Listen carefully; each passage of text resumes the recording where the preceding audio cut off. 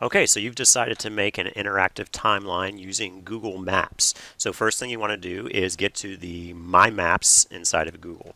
You can do that by just searching for My Maps, and it's google.com/My Maps. Once you're on Google My Maps, in the upper left-hand corner, you'll click Create a New Map. The first thing you're going to want to do is title your map. So in the upper left where it says Untitled Map, you'll click in there. You'll give your map a name. Usually your subject and your name is a good idea. And then a description. You can go ahead and add a short description, maybe a short biography, just a couple of sentences about the person that you've selected. Once you have the map title and the description in, go ahead and click the Save button. Now inside of My Maps, you can fly anywhere that you want to. You can just take your hand cursor and move around the map by just clicking and dragging. If you know a specific place, you can type that in the box at the top for searching, and it will fly directly into that place. Just be aware when you type in a city, it's usually going to take you to the center of that city. So here I've searched Los Angeles, which flies me into the center of Los Angeles, but I actually need Encino, California. This is where Sally Ride was born. So you'll see it flies into Encino. If I knew the exact location, I could go ahead and find that spot.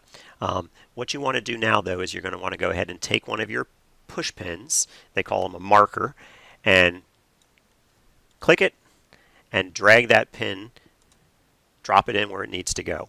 So again, I'll close that one and do it one more time. I click it, I'll get a little tiny crosshair, and I'll click where I need that marker to go. As soon as my marker drops in, you'll see it's called point 1, point 2, point 3, whatever point marker that is in your project.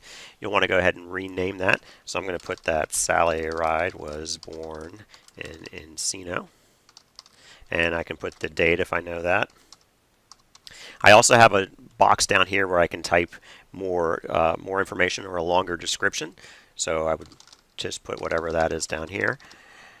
And then I can add some photos to this marker that I've added. So I can click the little photo box, and you'll see I have a bunch of different options here. Since you're on a Chromebook, you're probably just going to want to go ahead and do the Google image search. I'm going to put Sally Ride birth, and let's say I know that this is something, I've seen this in some of the other research I've done on her. I'm going to go ahead and select that and drop that in. Now you can add as many photos as you want to that marker. Just go to the bottom right and hit the plus. If you add something by mistake, you'll hit the trash can to delete it. Once you have that marker totally set, you'll hit save. Once your marker is saved, you do have a few other options. You can click the pencil. That will take you right back into the edit mode. Or you can go in, trash this if you realize that that's a marker you don't need. You can also click the little paint can where it says style, and you can change the color of the box as well as, or the color of the marker as well as the different icons that you can use. So maybe I want that to be the home icon. And you'll see there's also a box for more icons. As you add more markers to your map, you'll notice that those are added to something called a layer. Right now you're in the first layer that Google Maps has called the Untitled layer. You can click on Untitled Layer and actually rename the layer. So let's say I'm going to break up my project about Sally Ride into sections, and I'm going to do one section that's just all about her childhood. Then I'm going to rename that layer Childhood. And I might add a couple other markers, you know, where she went to school, where she went to college, anything else that was important to her childhood. I can then add another layer by going to the upper left-hand corner, click Add Layer. And maybe for this layer, I want this to be about her professional life or her life with NASA. So again, I can rename the layer, and then I can start dropping in pins for that layer.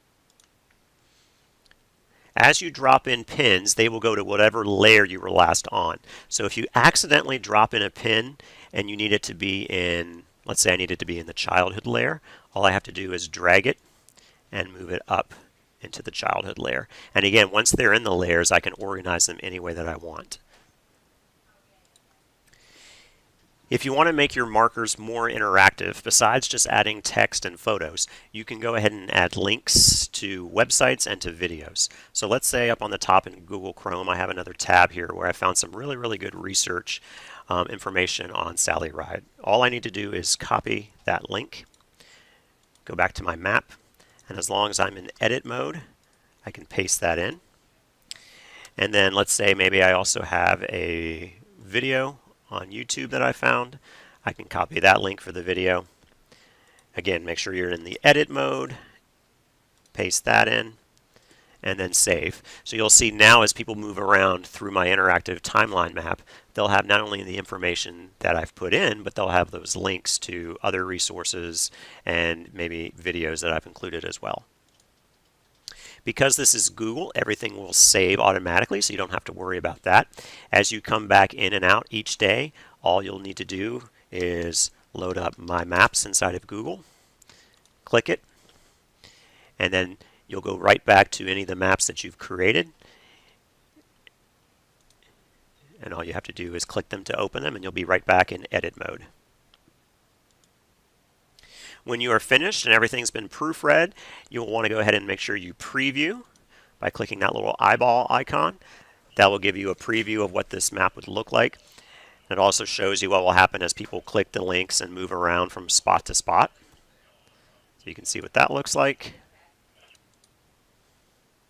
And finally, you'll be able to share your Google map just like any other Google document or Google slideshow. You'll be able to share that with your teachers by clicking the share button. So if they ask for that, you'll need to click share, and you'll include their name down here and then just send them a copy of the file link.